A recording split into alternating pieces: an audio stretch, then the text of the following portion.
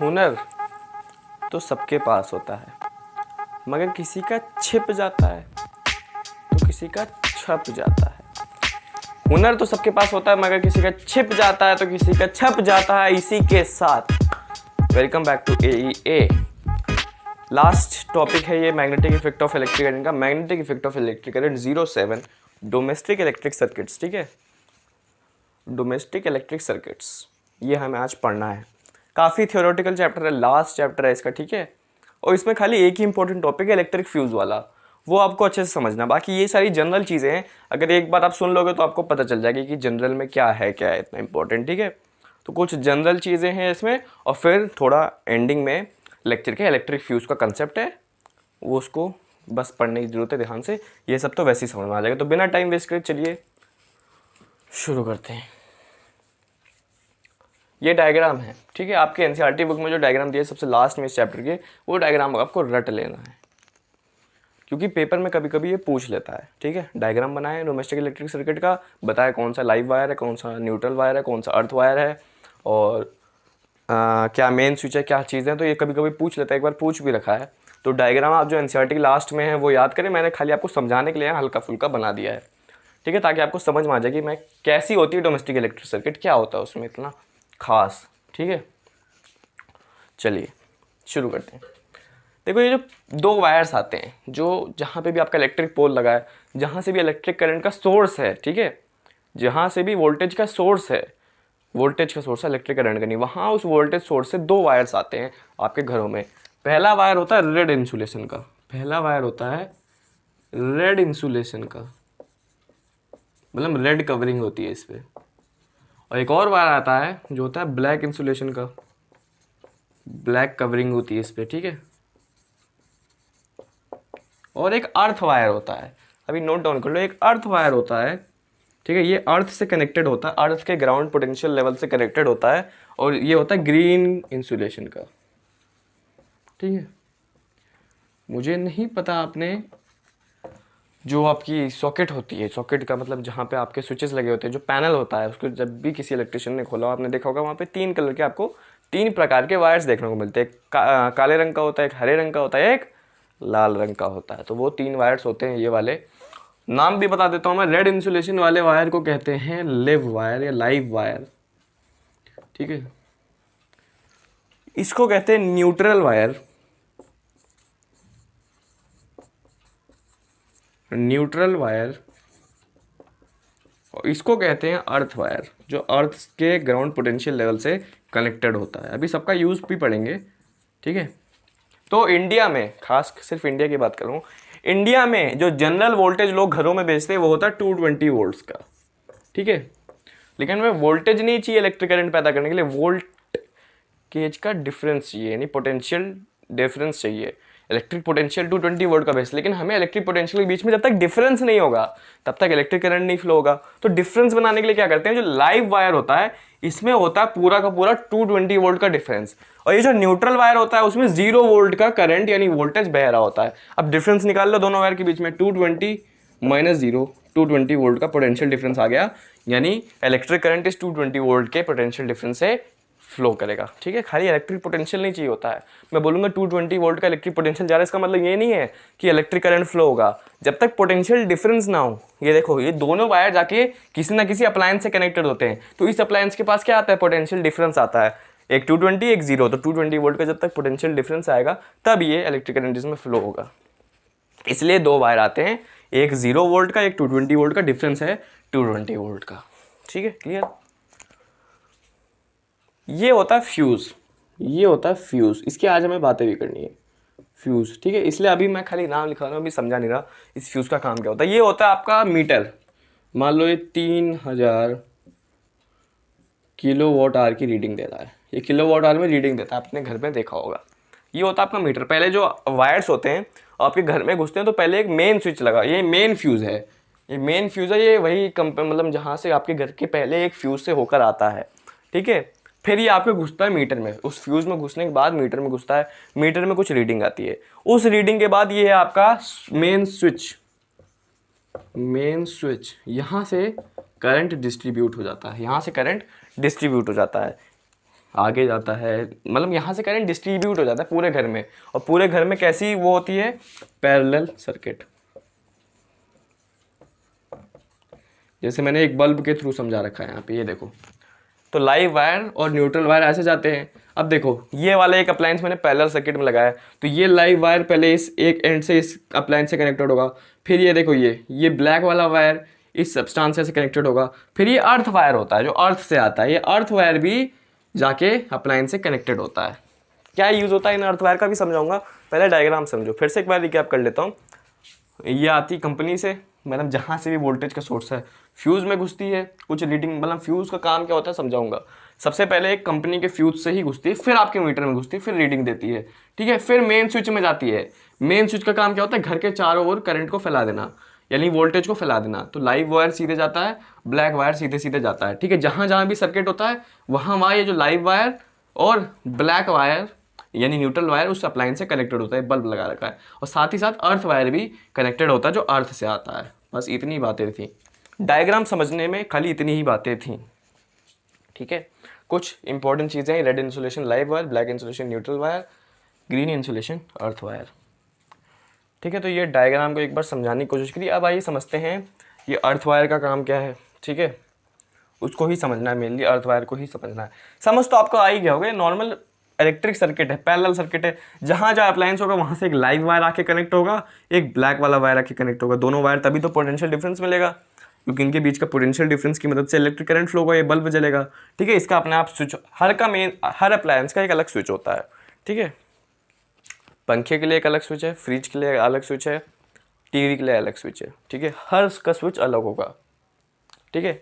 और मेनली जो है ना, ये दो स्विच का क्या काम है, मेनली जो मेन स्विच होता है वो आपके पूरे घर की वायरिंग को दो हिस्सों में बांट देता है, ठीक है। अभी मैं इसको मिटाने की बात समझाता हूँ कि वो इन दो स्विच का मतलब क्या है। ये इंडिविजुअल स्विच तो समझ गए भाई, हर अप्लायंस का इंडिविजुअल स्विच, ठीक है। इसलिए पैरेलल में लगा रखा है, हर का अलग अलग स्विच, इसलिए पैरेलल में लगा है। पैरेलल में क्या होता है, हर का अलग अलग स्विच होता है, ताकि अपने हिसाब से आप उसे ऑपरेट कर सको, ठीक है। लेकिन अभी ये दो मेन स्विच का काम क्या है मैं आपको वो समझा देता हूँ। फिर अर्थ वायर का थोड़ा यूज़ पढ़ लेंगे, फिर डोमेस्टिक इलेक्ट्रिक सर्किट खत्म, मतलब आपकी ये वाली चीज़ खत्म, इसमें कुछ ज़्यादा नहीं है। उसके बाद इलेक्ट्रिक फ्यूज़ का कंसेप्ट आता है कि इलेक्ट्रिक फ्यूज़ क्या काम करता है, शॉर्ट सर्किटिंग, ओवरलोडिंग, ये सारी चीज़ें नॉर्मल चीज़ें, जनरल चीज़ें। लेकिन उससे पहले डोमेस्टिक इलेक्ट्रिक सर्किट में कुछ और बातें देखिए। मैं समझाना चाह रहा हूँ कि जो दो स्विच होती है ना, इनका काम ये होता है कि देखो आपके घर में दो टाइप्स के होते हैं panel, two types of panel. मतलब क्या है, मतलब आपके घर में एक पैनल होता है जिसमें लो रेटिंग डिवाइसेस लगे होते हैं, लो रेटिंग डिवाइसेस, ठीक है। इसमें जो स्विच लगा, जिसमें जो फ्यूज़ लगा रहता है वो लो होता है, लो एम्पेयर का इसमें रेटिंग होती है। एक होता है हाई रेटिंग डिवाइसेस। इस हाई रेटिंग डिवाइसेस में क्या होता है, इस हाई रेटिंग डिवाइसेस में ज़्यादा एम्पेयर का करंट का फ्यूज़ लगा होता है। अभी फ्यूज़ क्या ज़्यादा एम्पेयर का ये मैं समझाऊंगा। दो स्विच मतलब मेनली दो पैनल बांटता है। एक तो आपका जो कम, जिन डिवाइसेस को कम करंट की ज़रूरत है, एक तो वो पैनल जा रहा होता है अलग, जैसे आपके उसमें फ़ैन आ गया, ये छोटी मोटी चीज़ें आएंगी, लाइट आ गया, जो छोटे एलईडी लाइट्स होते हैं वो सब, उनको कम करंट की ज़रूरत है ऑपरेट करने के लिए, तो उसका एक अलग पैनल होता है। जो हाई रेटिंग डिवाइसेस होते हैं, टीवी से लेके फ्रिज से लेके एसी, उनका एक अलग पैनल होता है, ताकि ये दोनों पैनल सेपरेट रहें और करंट मिक्स ना हो पाए। एक अलग पैनल जाता है जो 5 एम्पेयर करंट के फ्यूज से होता जाता है, जिनमें कम करंट की ज़रूरत है, और एक हाई रेटिंग डिवाइस का पैनल होता है जो 15 एम्पेयर करंट के फ्यूज से होते जाता है। तो दो पैनल्स होते हैं मेनली आपके घरों में, ठीक है। अब ये फ्यूज़ का क्या मतलब है वो मैं समझाऊंगा जब फ्यूज़ पढ़ाऊंगा कि 5 एम्पेयर फ्यूज़ को लगा है, 15 एम्पेयर फ्यूज़ को लगा है, ठीक है। काफ़ी लोगों को पता होगा, लेकिन समझाना मेरा काम है। तो ये है डोमेस्टिक इलेक्ट्रिक सर्किट, बस इतनी सी। अर्थ वायर का एक मेन रोल होता है, अर्थ वायर आता है अर्थ से, अर्थ के ग्राउंड पोटेंशियल लेवल से। तो ये क्या होता है, जब भी आपके इलेक्ट्रिक आयरन में, ठीक है, जैसे आपका ये इलेक्ट्रिक आयरन है, मान लो ये इलेक्ट्रिक आयरन है, इसमें ये हीटिंग एलिमेंट है, नाइक्रोम अलॉय का मान लो हीटिंग एलिमेंट बना है, ठीक है, ये आपका आयरन है, ठीक है। तो इसमें क्या होता है, इस यहाँ से ऐसे लाइव वायर कनेक्ट होगा, यहाँ से आके ऐसे न्यूट्रल वायर कनेक्ट होगा, ठीक है। ये सॉकेट होगा, इसके अंदर का ताम झाम जो भी है, मतलब ये सॉकेट है और ऐसा आ रहा है जो जो मेन केबल होता है जो छिपा हुआ होता है, प्लास्टिक कवरिंग का जो होता है, उसके अंदर क्या होते हैं, उसको कभी छील के देखा है? उसके अंदर दो तार होते हैं, एक लाइव वायर ऐसे तार आ रहा होता है ब्लैक रंग का न्यूट्रल वायर, और लाल रंग का लाइव वायर। तो वो हीटिंग एलिमेंट से कनेक्ट होता है। जब पोटेंशियल डिफरेंस आता है, heating effect of electric current यहाँ काम करता है, अरे भाई पोटेंशियल डिफरेंस आएगा, यहाँ करंट फ्लो होगा, करंट फ्लो होगा तो ये हीट हो जाएगा, heating effect of electric current, तो आयरन अपना काम करेगा। वो बात मुझे नहीं समझानी। एक और वायर आता है जो इसके मेटल प्लेट से कनेक्ट होता है, इस वायर को कहा जाता है अर्थ वायर। अब इस वायर का काम क्या है? देखो, जब हीटिंग करंट फ्लो होता है, जब हीटिंग एलिमेंट में करंट फ्लो होता है, तो उसके मेटल केस वाला भी इलेक्ट्रिक करंट की क्या है, देखो मेटल केस है, कंडक्टर है, तो वो भी इलेक्ट्रिक करंट को अपने अंदर जनरेट कर लेता है। तो जब भी आप किसी भी इलेक्ट्रिक डिवाइस के मेटल को छुओगे, अगर उसमें मेटल है उसको छुओगे, तो क्योंकि वो मेटल है, गुड कंडक्टर है, वो इलेक्ट्रिसिटी अपने अंदर ले लेगा, तो जब भी उसे छुओगे उस मेटल को, तो आपको इलेक्ट्रिक शॉक लगेगा। ठीक है, उस इलेक्ट्रिक शॉक को बचाने के लिए उस मेटल केस से एक अर्थ वायर कनेक्टेड होता है। उस अर्थ वायर का काम क्या होता है? वो सारी इलेक्ट्रिसिटी जो वो मेटल जनरेट कर रहा है, कंडक्ट कर रहा है, उसको ग्राउंड के यानी अर्थ के पोटेंशियल पे रखे, ताकि आपको शॉक ना लगे या सीवियर शॉक ना लगे। ये काम होता है अर्थ वायर का। अर्थ वायर क्या होता है? जो भी डिवाइसेस हैं जिनमें मेटल केस है, क्योंकि मेटल यार जो देखो उस डिवाइस में इलेक्ट्रिसिटी फ्लो होगी, तो मेटल अच्छा कंडक्टर है, तो वो कहीं ना कहीं अपने अंदर भी इलेक्ट्रिसिटी स्टोर कर लेगा, अपने अंदर जनरेट कर लेगा। उस अगर आप उस केस को छुओगे, आयरन तो होता ही पूरा मेटल का है, तो कहीं ना कहीं तो आपका हाथ लग ही जाएगा, तो आपको इलेक्ट्रिक करंट लग जाएगा। लेकिन ये अर्थ वायर यहाँ पे काम आता है, उस मेटल केस से कनेक्टेड होता है। उस मेटल केस से सारी इलेक्ट्रिसिटी कंज्यूम करके या खींच के वो क्या करता है, उस इलेक्ट्रिसिटी को अर्थ के ग्राउंड लेवल पर रखता है, जिसका पोटेंशियल डिफरेंस मेरे ख्याल से 0 होता है। तो अर्थ के जब पोटेंशियल में रहती है, तो सारा वो इलेक्ट्रिसिटी अर्थ के पोटेंशियल तक रहती है और आपको शॉक नहीं लगता है। ये काम होता है अर्थ वायर का। ठीक है, ग्रीन इंसुलेशन है, काफ़ी काम आता है। मेटल डिवाइसेस जो होते हैं, जो मेटल के बने होते हैं, उसमें हमेशा ये लगा रहता है, उनसे कनेक्टेड होता है, ताकि आपको शॉक ना लगे, और सारा वो इलेक्ट्रिसिटी अर्थ के ग्राउंड पोटेंशियल लेवल तक मेंटेन रखता है। ये काम होता है अर्थ वायर का। लाइव वायर का काम पता है? लाइव वायर से सारा करंट फ्लो होता है। ब्लैक वायर खाली पोटेंशियल डिफरेंस जनरेट करने के लिए 0 वोल्ट लेके चलता है, ताकि दोनों के बीच में पोटेंशियल डिफरेंस रहे। दोनों वायर आके किसी ना किसी अप्लायंस से कनेक्ट होंगे, पोटेंशियल डिफरेंस आएगा, और एक अर्थ वायर उसके मेटल केस से कनेक्टेड रहेगा, ताकि आपको शॉक ना लगे। तो ये है पूरी डोमेस्टिक इलेक्ट्रिकल सर्किट बेसिकली। ठीक है, और सारे अप्लायंसेस के अलग अलग पैनल हैं, अलग अलग स्विच हैं, अलग अलग पैनल हैं। ठीक है, और मेनली बेसिकली 2 पैनल में बांटा है। एक आपकी लाइन जाएगी जिसमें खाली लो रेटिंग के डिवाइसेस हैं, उसके अलग पैनल है, पंखे हो गए, फैन हो गए, ये सब। ठीक है, और एक हाई रेटिंग डिवाइसेस की पैनल है। तो ये ऐसे कुछ बांटा है डोमेस्टिक इलेक्ट्रिक सर्किट को। आई होप समझ में आया होगा। बस यहीं खत्म होता है डोमेस्टिक इलेक्ट्रिक सर्किट। बस एक कंसेप्ट और रह जाता है इस चैप्टर से, वो है इलेक्ट्रिक फ्यूज़ का। कि इलेक्ट्रिक फ्यूज़ का काम क्या होता है? किसी भी घर को, आजकल तो एमसीबीज आ गई हैं, लेकिन एमसीबी के पहले इलेक्ट्रिक फ्यूज़ काम करता है, और अभी भी काफ़ी जगहों पे इलेक्ट्रिक फ्यूज़ ही काम करता है। वो घरों में एमसीबी लगी होती है, लेकिन पहले जो है ना, घर से पहले इलेक्ट्रिक वायर वो इलेक्ट्रिक फ्यूज़ से होके आते हैं। अब क्या क्यों होके आते हैं, क्या काम है इलेक्ट्रिक फ्यूज़ का, वो पढ़ने जा रहे हैं। सबसे इंपॉर्टेंट है मेरे ख्याल से इस पूरे टॉपिक में, और वहाँ से क्वेश्चन बनते भी हैं, 1-2 न्यूमेरिकल भी करवाऊँगा आज। ठीक है, इलेक्ट्रिक फ्यूज़।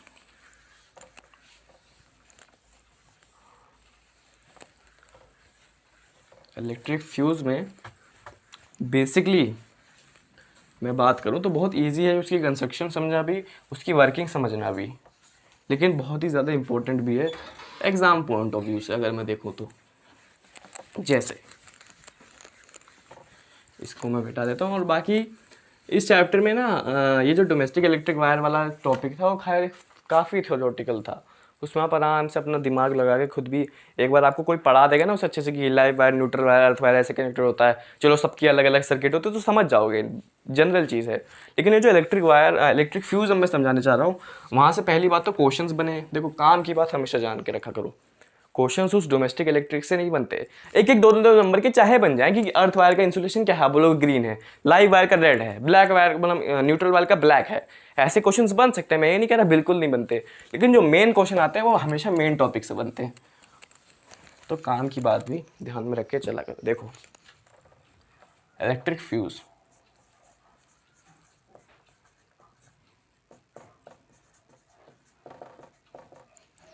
इलेक्ट्रिक फ्यूज, पहले तो कंस्ट्रक्शन ही बताऊंगा। इलेक्ट्रिक फ्यूज ऐसा होता है, एक कार्ट्रिज में बंद होता है। क्या है? एक कार्ट्रिज में बंद होता है और दोनों साइड पे मेटल की कैप लगी होती है। एक गिलास की कार्ट्रिज में बंद होता है, गिलास की कार्ट्रिज में बंद होता है और दोनों तरफ क्या होती हैं? Metal caps, metal caps. ठीक है। और खाली जो लाइव वायर है, जो लाइव वायर है वो इससे पास होता है। जो लाइव वायर होता है ना वो ही इससे पास हो सकता है। न्यूट्रल वायर का इसमें कोई काम नहीं है। लाइव वायर में सारी वोल्टेज होती है ना, तो वही इससे पास होता है, उसी में ही सारा करंट होता है, तो वो इससे पास होगा। ठीक है। यहाँ लगी होती है कॉपर की थिन वायर, इसको कहते हैं फ्यूज वायर। क्या कहते हैं? Fuse wire. और होती किसकी है? कॉपर की। थिन कॉपर कह लो, कॉपर वो भी थिन। ठीक है, इतनी चीज पता चल गई। अब इस काम क्या है इसका? मेटल कैप्स लगी हैं, एक ग्लास की ट्यूब में, ग्लास की कार्ट्रिज में बंद है। कॉपर वायर यानी फ्यूज वायर जो है कॉपर का थिन वायर है और सारा लाइव वायर इसके थ्रू जा रहा है। अब देखो होता क्या है, देखो वर्किंग में समझाने जा रहा हूं, ध्यान से सुनना। मान लो ये ऐसे आ रहा है, ठीक है। वर्किंग समझाने से पहले मैं आपको दो टर्म समझाऊंगा। एक तो है शॉर्ट सर्किट,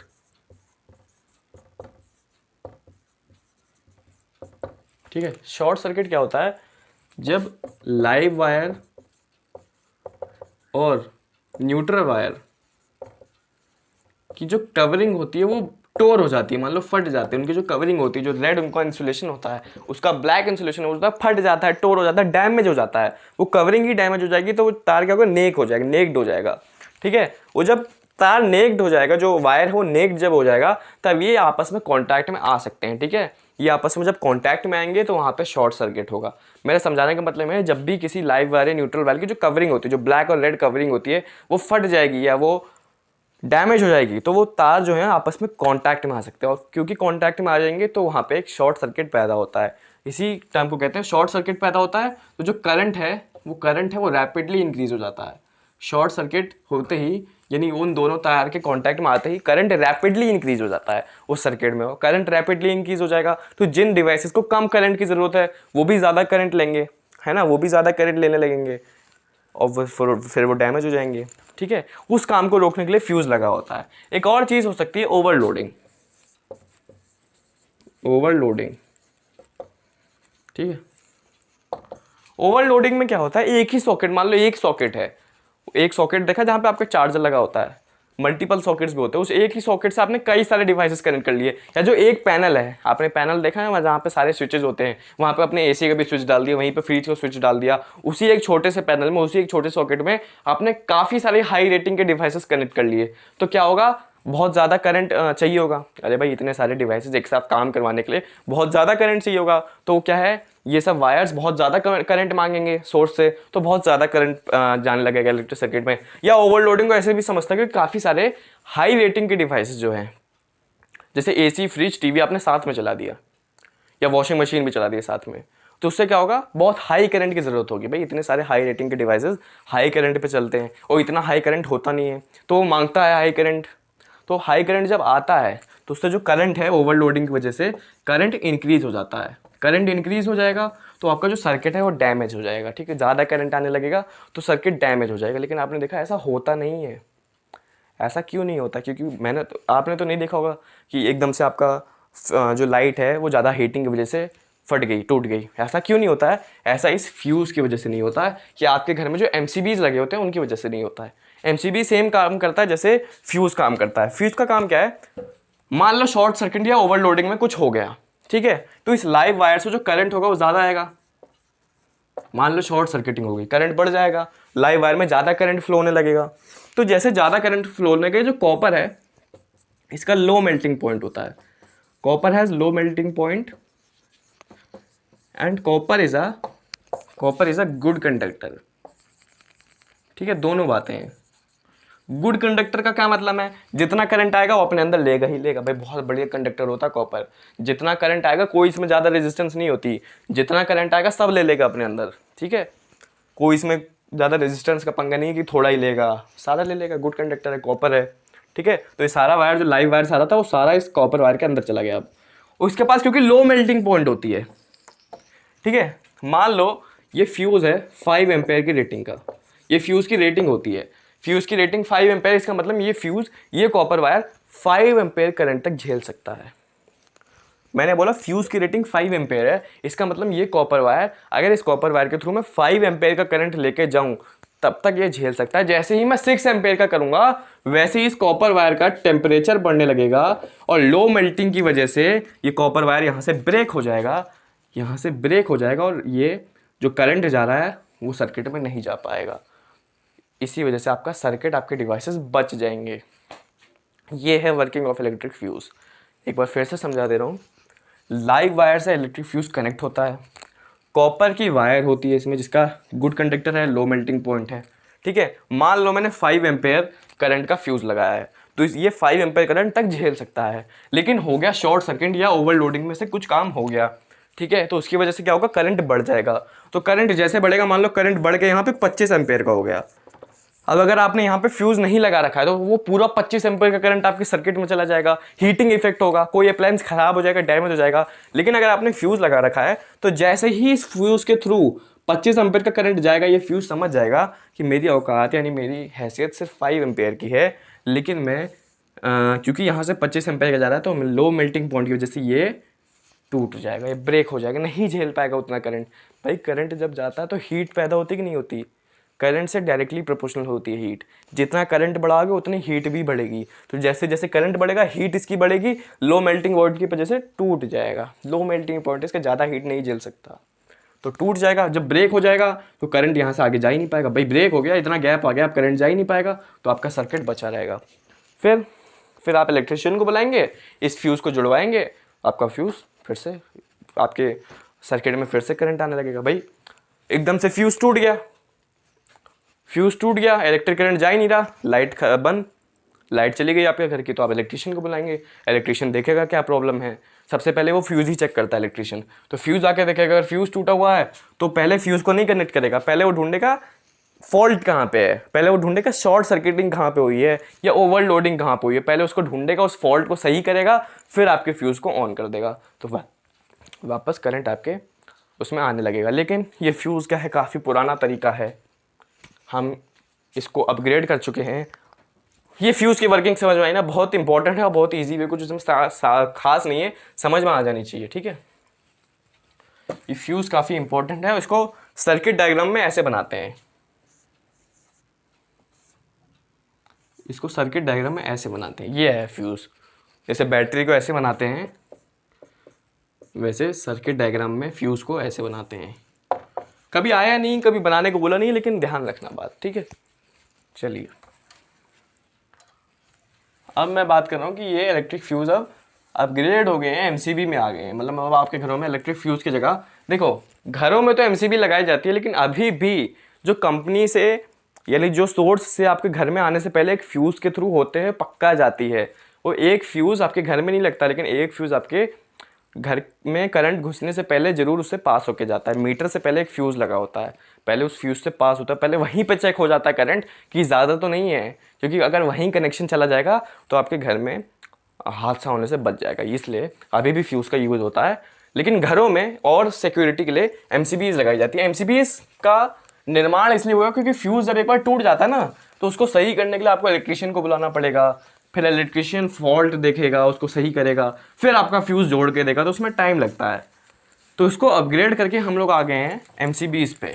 एमसीबी में क्या होता है आप सभी को पता है, कभी एमसीबी को ट्रिप करते हुए देखा, कभी गिरते हुए देखा है, वो क्यों गिरती है, वो इसी उसका वर्किंग भी सेम है। जैसे ये एमसीबी है, एमसीबी का ये पैनल है, ठीक है, मान लो यहाँ पे ये एक एमसीबी लगी है, मान लो ये अभी अप है, ऊपर है, तो जैसे ही यहाँ इससे भी करंट जाता है ये, तो ये एमसीबी का काम क्या होता है, एमसीबी पर्टिकुलर लेवल की होती है। मान लो ये वाली एमसीबी 5 एम्पेयर की है और ये एमसीबी से आपका फैन कनेक्टेड है, ठीक है।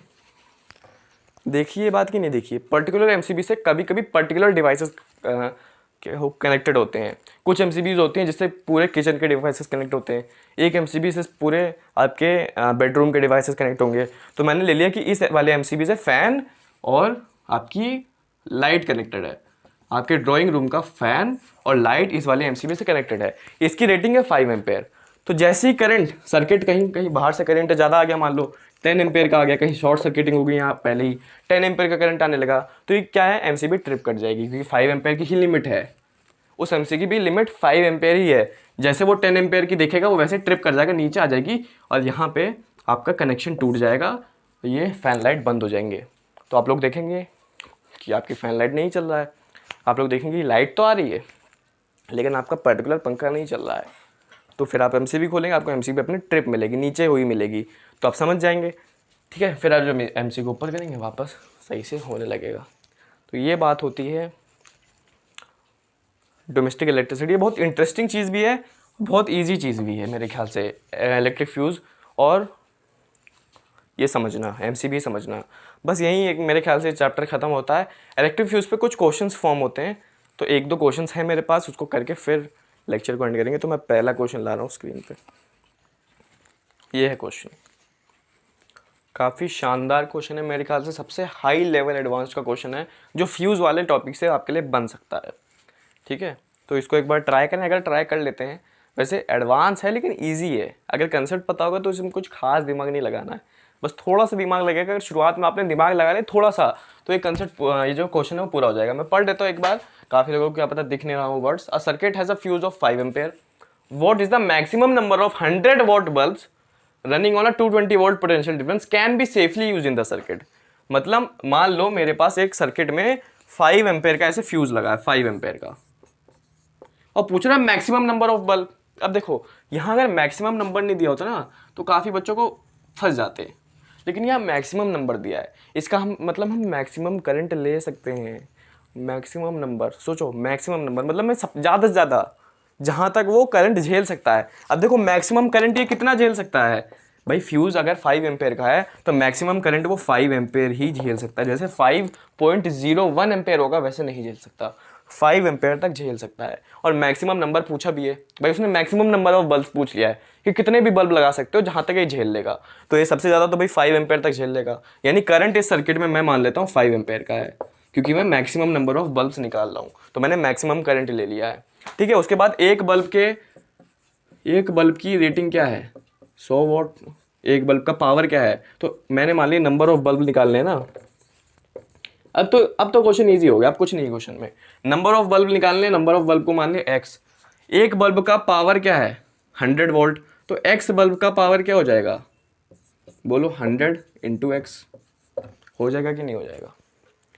अरे एक बल्ब का 100 वॉट है, पावर की बात कर रहा हूँ, तो एक्स बल्ब, क्योंकि भाई नंबर ऑफ बल्ब निकालने, तो एक्स बल्ब के कितने, हमें नहीं पता है एक्स कितने बल्ब कितने हैं, हमें तो खाली एक का पता है, तो हमने जितने भी उनको एक्स मान लिया, तो अब कितना हो गया 100 इंटू एक्स हो गया। अब पोटेंशियल डिफरेंस आपको दे रखा है, कितना दे रखा है 220 वोल्ट, और आपने करंट निकाल लिया है, क्योंकि मैक्सिमम नंबर इस डेटा की मदद से आपने ये करंट निकाल लिया है, क्योंकि आपको पता है फ्यूज़ में मैक्सिमम करंट 5 एम्पेयर, अगर फ्यूज़ की रेटिंग 5 एम्पेयर है तो मैक्सिमम करंट 5 एम्पेयर वो झेल सकता है। और यहाँ पूछ भी रहा है मैक्सिमम नंबर ऑफ बल्ब, तो मैं उस सर्किट में मानूंगा कि मैं 5 एम्पेयर करंट ही लूँगा, क्योंकि वो पूछ ही मैक्सिमम रहा है, तो मैं मैक्सिमम करंट लूँगा मैक्सिमम नंबर ऑफ बल्ब के लिए।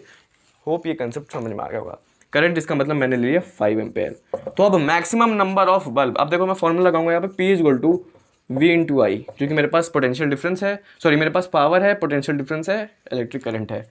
पावर मेरे पास है 100 इंटू एक्स, एक्स बल्ब की बात कर रहा हूँ, एक बल्ब की पावर की बात नहीं कर रहा हूँ, एक्स बल्ब की पावर, एक्स बल्ब की पोटेंशियल डिफरेंस, और ये एक्स बल्ब की करंट है, मतलब मैक्सिमम नंबर ऑफ बल्ब कितना करंट झेल सकता है वो ये करंट है, यहाँ से हमने निकाला। तो 100 इंटू एक्स 220 इंटू 5, यहाँ से शायद x की वैल्यू 11 आ जाएगी, यानी 11 बल्ब्स आप कनेक्ट कर सकते हो, वो 11 बल्ब 5 एम्पेयर के कनेक्ट तक चल जाएगा। लेकिन जैसे ही आप 12 बल्ब्स कनेक्ट कर लोगे इसको फिर 5 एम्पेयर से ज़्यादा करंट लगेगा।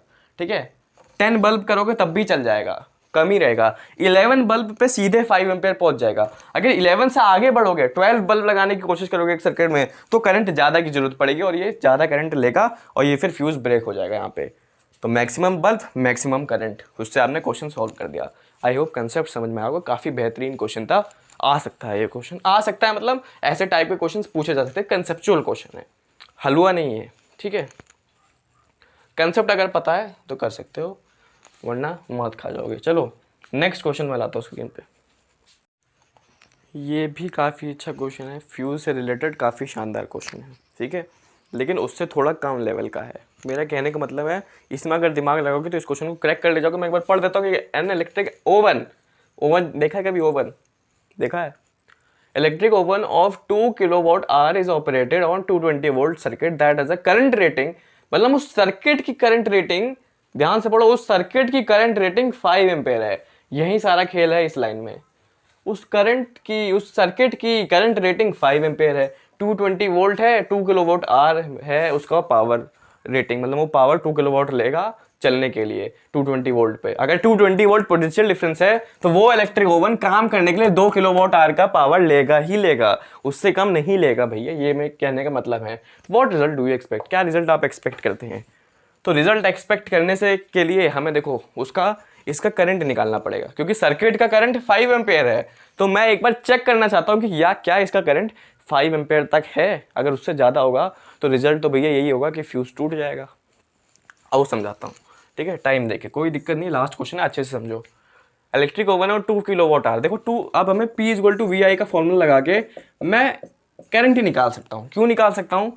क्योंकि मेरे पास पोटेंशियल डिफरेंस है और पावर है, तो मैं करंट निकाल सकता हूँ। अब एक बात यहाँ रखें कि 2 किलोवाट आवर पावर दे रखी है और इस फॉर्मूले पावर हमें वॉट में लेनी पड़ती है, तो इस 2 किलोवाट को जब वॉट में कन्वर्ट करोगे तो 2000 वॉट आ जाएगा। कोई दिक्कत नहीं होनी चाहिए।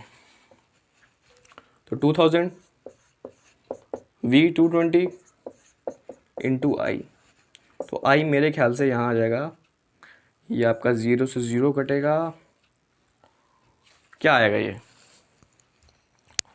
22 9 एक बार देखो क्या होता है, 9 2 से 18, 1 9 2 से 18, 198, तो 200 के करीब आ रहा है, तो मैं अप्रॉक्सीमेटली इसको 9 एम्पेयर ले लेता हूँ। कोई दिक्कत नहीं है, ठीक है भाई। 22 9 198 होता है, खाली 2 ही कम है 200 से, तो अप्रॉक्सीमेटली 9 एम्पेयर ले सकते हो। वैसे तो होगा 8.9 कुछ, लेकिन 9 एम्पेयर ले सकते हो, कोई दिक्कत नहीं है। चलो 8 पॉइंट नहीं, 9 पॉइंट कुछ होगा, ज़्यादा है ना, तो 9 पॉइंट समथिंग होगा, 9.0001 ऐसे कुछ करते करते मैं 9 एम्पेयर को ले लिया। अब देखो, अब इस करंट का क्या मतलब है? इस करंट का मतलब है कि इस इलेक्ट्रिक ओवन को कम से कम 9 एम्पेयर करंट चाहिए चलने के लिए। अगर उसको 2 किलोवाट आवर की पावर चाहिए 220 वोल्ट पे, तो उसको भाई करंट 9 एम्पेयर जब तक नहीं मिलेगा तब तक वो काम नहीं करेगा भाई। उसकी वही लिमिट यही है, 9 एम्पेयर करंट दोगे तो काम करेगा, 9 एम्पेयर से ज़्यादा दोगे तब भी काम करेगा, लेकिन अगर बहुत ज़्यादा दे दोगे तो जल जाएगा। समझ में आ रही है बातें? कम दोगे तो नहीं चलेगा, 9 एम्पेयर तो देना ही पड़ेगा। और करंट की रेटिंग क्या है, यानी मैक्सिमम करंट क्या है? मैक्सिमम देखो 5 करंट की, इस सर्किट की करंट रेटिंग का मतलब है जो उसमें फ्यूज लगा है उसकी करंट रेटिंग 5 एम्पेयर है, यानी जो मैक्सिमम करंट जो इस सर्किट या ये फ्यूज झेल सकता है वो 5 एम्पेयर का है। लेकिन इसको भैया 9 एम्पेयर चाहिए, ये सर्किट से 9 एम्पेयर मांगेगा कि भैया मुझे 9 एम्पेयर दो, मुझे काम करना है। तो जब ये 9 एम्पेयर मांगेगा तो सर्किट में करंट बढ़ जाएगा, वो सीधा सोर्स से मांगेगा कि मुझे 9 एम्पेयर करंट चाहिए, तो इसकी तरफ करंट बढ़ के आएगा, 9 एम्पेयर का करंट आएगा, ठीक है। और 9 एम्पेयर का करंट जैसे ही इस फ्यूज 9 एम्पेयर का करंट जैसे ही इस फ्यूज से जाएगा, कि भाई 9 एम्पेयर का करंट है, 5 एम्पेयर की लिमिट है, तो फ्यूज क्या है, ब्रेक कर जाएगा और ये ओवन काम नहीं करेगा। जब इस ओवन को 10 एम्पेयर वाले, मान लो मैं 5 एम्पेयर की जगह यहाँ क्वेश्चन में 10 एम्पेयर देता कि भैया 10 एम्पेयर का फ्यूज लगा है, इसका मतलब है 9 एम्पेयर आराम से ऐसे फ्लो करके जाएगा, आराम से फ्यूज के थ्रू फ्लो होके जाएगा, कोई दिक्कत नहीं है। फ्यूज को वो मैक्सिमम 10 एम्पेयर तक झेल सकता है, आराम से जाएगा करंट और ये फ्यूज काम करने लगेगा। तब करेगा जब 10 एम्पेयर की रेटिंग हो सर्किट में, लेकिन 5 एम्पेयर की तो काम नहीं करेगा। तो the result is that oven can not work. Clear? मेरे ख्याल से इससे अच्छा या इससे बेहतरीन आप इलेक्ट्रिक फ्यूज नहीं समझ सकते थे, ठीक है। पूरी कोशिश करी मैं इलेक्ट्रिक फ्यूज समझ में आए, उस पर ज़्यादा फोकस नहीं करा, उस डोमेस्टिक इलेक्ट्रिक सर्किट वाले कंसेप्ट में खुद भी पढ़ सकते हो, लेकिन जितना पढ़ा सकता था पढ़ा दिया, ठीक है। नॉर्मल चीज़ें हैं वो, इसमें मज़ा है, इसको करो, ठीक है। क्वेश्चंस की कमी है वैसे हर लेक्चर में, लेकिन इसीलिए पहली बात तो ये चैप्टर यहाँ खत्म होता है। कुछ क्वेश्चंस लैक करेंगे, कुछ इंपॉर्टेंट क्वेश्चंस नहीं करें हमने, तो उसके लिए special most important question series on this chapter बहुत जल्द आने वाली है, ठीक है। तो उसका वेट नहीं करेंगे, नेक्स्ट चैप्टर स्टार्ट कर देंगे लाइट वाला, जिसमें रिफ्लेक्शन मुझे पढ़ाना है आपको पहले, फिर रिफ्रैक्शन। हमेशा मैं लाइट को 2 पार्ट्स में पढ़ाता हूँ, पहला पार्ट रिफ्लेक्शन, फिर दूसरा पार्ट रिफ्रैक्शन, ताकि बच्चों को कन्फ्यूजन ना हो। वैसे होता भी 2 पार्ट में, आपने एनसीईआरटी बुक में भी देखा होगा, पहले रिफ्लेक्शन समझा रखा है फिर रिफ्रैक्शन समझा रखा है। वैसे ही हम पढ़ेंगे, अच्छे से पढ़ेंगे, लाइट को पूरा टाइम देके, बहुत इंपॉर्टेंट चैप्टर है और मैक्सिमम नंबर के क्वेश्चन उसी चैप्टर से आते हैं और टाइम हमारे पास है तो पूरा टाइम उस चैप्टर को देंगे। फिर ह्यूमन आई वाला चैप्टर काफ़ी आपका ईजी है मेरे ख्याल से, अगर आप लाइट समझ जाएंगे अच्छे से तो ह्यूमन आई समझने में कोई दिक्कत नहीं होगी, मैं समझा दूंगा। बाकी हाँ, मोस्ट इंपॉर्टेंट क्वेश्चन इससे बहुत ज़रूरी है, बहुत ज़्यादा ज़रूरी है इस वाले चैप्टर से मोस्ट इंपॉर्टेंट क्वेश्चंस करना, ऐसे क्वेश्चंस, हॉट्स वाले क्वेश्चंस, और वो जो पहले हमने कंसेप्ट्स पढ़े हैं मैग्नेटिक इफेक्ट के, उससे कैसे कैसे क्वेश्चंस आ सकते हैं, वो सब मैं आपको एक फुल पैक वीडियो में दूंगा जो होगी मोस्ट इंपॉर्टेंट क्वेश्चन वाली।